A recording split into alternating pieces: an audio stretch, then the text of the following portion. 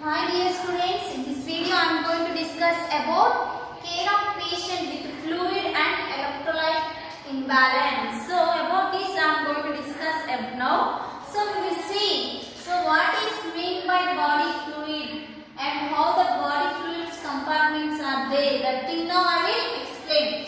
First thing is body fluids compartment. So what is the body fluid compartments? That thing now I will explain. So total body water. The volume is shows approximately 60% of body weight. So here by name itself we can understand that is body fluid compartment. So how much fluid it contains? The body contains how much fluid it contains, and each compartment how much it contains, and each age of group how much the body fluid it contains. So that thing now I am explaining. So the volume shows approximately 60% of body weight. So how much percentage it's showing? Approximately 60% of body weight. And next, that is in adult. In male 50% to 55%, and in adult women in 60% of body weight in adult men, and whereas come in adult women 50 to 55% of body fluid it's showing. So body volume it's showing. So that is the difference between the body fluid compartment. So that thing we have seen how much fluid volume it contains, and in the age group, and that too, and how much percentage it is containing. That thing we have seen. So one more time I will explain. The volume shows that approximately 60% of body weight in adult men. So how much percentage of body weight? 60% of body weight, that too in adult men, and whereas come for adult women, that is 50 to 55% of body fluid. So this is the difference between in adult men and adult women. And next thing is total body fluid is 60% of 60%. So total body fluid is 60% of total body weight. So total body fluid is 60% and of total body weight. So this is the body fluid compartment. And next we will see intracellular fluid. So how much fluid it contains in intracellular fluid? So in intracellular fluid we can find in the cells. That fluid we can find in the cells. So cytoplasm and nucleoplasm. So in these cells we can find the intracellular fluid. So how much percentage? So comprises 60% of all body fluids and 40% of body weight. So in intracellular fluid, what we can see? We can find this fluid in the cytoplasma and nucleoplasma. And next thing, it comprises 60% of all body weight, all body fluids, and 40% of body weight. And next we will see extracellular fluid. So we have seen the first thing, body fluid compartment. So in each compartment how much amount of fluid is present in the human body. So we have seen intracellular fluid. So from where this intracellular fluid we can get it? By name itself we can understand that is intracellular, that is cytoplasma and nucleoplasma. So next thing, whereas come for extracellular fluid. So how much percentage here we can get it? So from all fluids outside the cells. So by name itself we can understand that is extracellular. So here we are finding all fluids where outside the cells. So and it comprises 40% of all body and 20% of body weight. And whereas seen intracellular, it comprises how much? 60% and body weight is 40%. And whereas come for extracellular, it comprises 40% of all body weight and of all body and 20% is body weight. So these are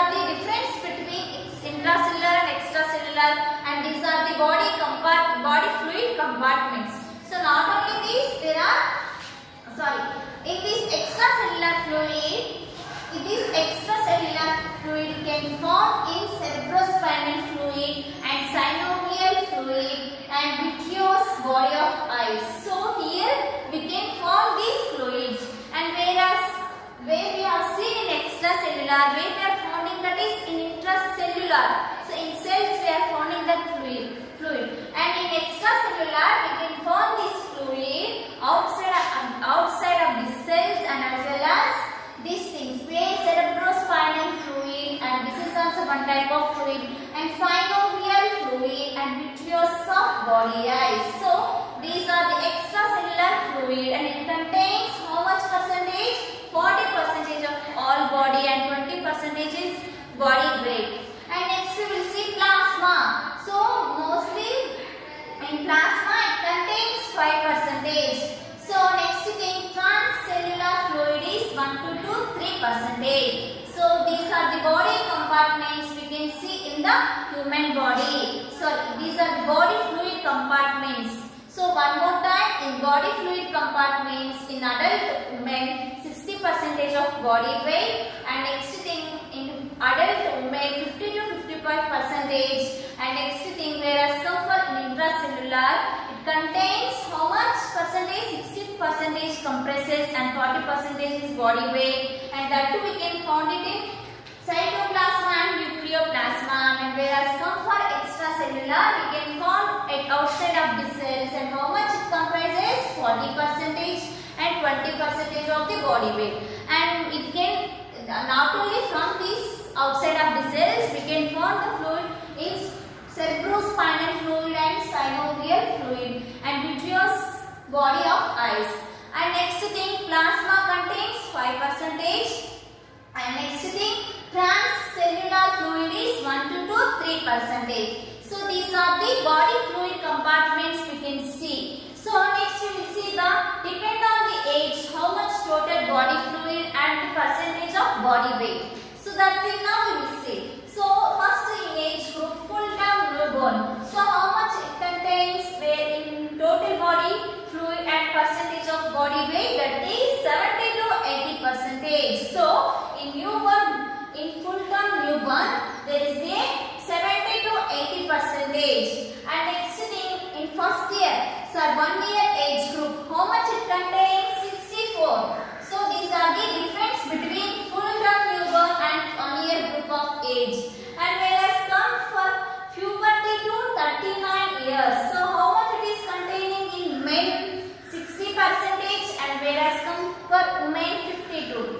And next thing, 40 to 60 years here in men 55 and women 47, and more than 60 years in men 52 and women 46. So these are the difference between the age groups and the total body weight fluid and the percentage of body weight. So we have seen till now in human body how the body fluid compartments are there, and each body and each fluid compartment how much percentage it is containing, and in the men and in women, and that thing we have seen. And next thing, according to the age group, and how much percentage of body weight and how much total body of fluid, that thing we have seen. So next we will see alteration in fluid balance. So that thing now we will see. Dear students, we are discussing about body fluid compartment. So we have seen that how many compartments there, and each compartment how much it contains the fluid value, and after that depend on the age group how it contains of the percentage of the percentage of body weight and body fluid. So now we will see how the alterations in fluid balance. So we will see the alteration in fluid balance. So this alteration how it is occurring in the fluid balance, that is because of disease process or medication and other factors disrupt fluid intake or output. So due to there is a disease conditions, and due to the disease conditions the patient may take medications, and then after next thing other factors and disrupt the intake or output.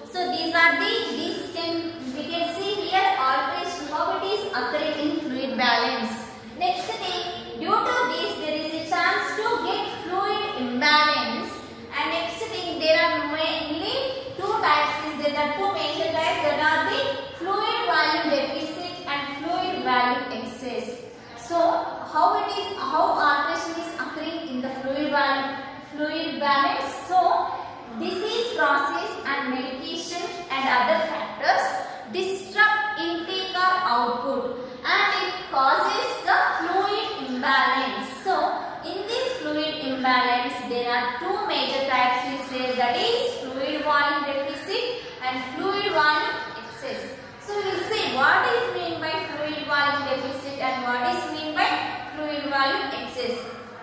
So fluid volume deficit, by name itself we can understand that is isotonic fluid volume deficit occurs when the body loses both water and electrolytes from the extracellular fluid in similar proportion. So here by name itself we can understand that is isotonic. So sodium. So isotonic fluid volume deficit occurs when this fluid volume deficit is occurring. So when the body loses both water and electrolytes. So from where it is loses? From extracellular fluid in similar proportion. So this is the meaning of fluid volume deficit. So next we will see dehydration. So what is meant by dehydration? Dehydration occurs when water is lost from the body and leaving the client excessive sodium. So this is the meaning of dehydration. Mostly dehydration means that is due to losses of water in the body, and after next thing is leaving the excessive sodium in the body. So this it leads to the dehydration for the patient. Next thing is fluid volume excess. So what is meant by fluid volume excess? So by name itself we can understand that is there is excess of fluid. So how it is occurring? Fluid volume excess occurs when the body retains both. So how it is occurring? When the body retains both. So what are that both? So what is that? Water and sodium. So whereas seen in fluid volume deficit, here what it is occurring? So the body loses water and electrolytes, and due to that from where that is loses from extracellular fluid. So due to that there is a chance to get this FUD, and whereas come for fluid volume excess, here what is happening? It is retains the water and sodium. So in similar proportion to normal extracellular fluid. So due to this fluid volume excess, there is a chance to get heart failure and renal failure. These are the causes can occur to the patients: heart failure and renal failure, cirrhosis of liver. So these are the causes we can see in fluid volume excess. So we understood that what is meant by fluid volume deficit and what is meant by dehydration and what is meant by fluid volume excess. So next we will see edema. So by name itself we can understand that is edema means there is what is meant by edema? There is in fluid volume excess. So due to accumulation of fluid there is a chance to get edema. So in fluid volume excess, and both intravascular and interstitial space have increased. So here where it is increasing the water? So both intravascular and interstitial space have increased water and sodium content. So due to this there is an excess interstitial fluid is known as edema. So what we understood here? IV fluid volume excess, and both intravascular and interstitial space have increased water and sodium content. So an excess interstitial fluid known as edema. So excess interstitial fluid known as edema. So this is the meaning of edema. So next we will see what is meant by overhydration. So by name itself we can understand that overhydration, it is also known as hypoalbuminemia. imbalance. So it is also known as hypoosmolar imbalance or water excess and when it is occurs, so water is gained in excess of electrolytes. How it is occurring? Water is gained in excess of electrolytes and resulting low in serum sodium levels. So overhydration means it is also known as hypoosmolar imbalance or water excess occur when water is gained in electrolytes, water is gained in excess of electrolytes, and how it is resulting due to this water. So here water is gaining in excess of electrolytes. So after excess of electrolytes, how it is resulting? Low serum sodium levels. So due to this, there is a chance to decrease the sodium level. So this is the meaning of overhydration. So till now we have seen in body fluid compartment how much percentage of body fluid is present in the adult men and adult women, and next thing, each compartment how much percentage it contains, and next thing, depend on the age group how much it contains, the thing we have seen, and next thing, alteration, how the alteration is there in fluid balance, that thing we have seen. Next we will see, so as in such type of conditions to the patient, how she is going to treat the condition. So we will see that in next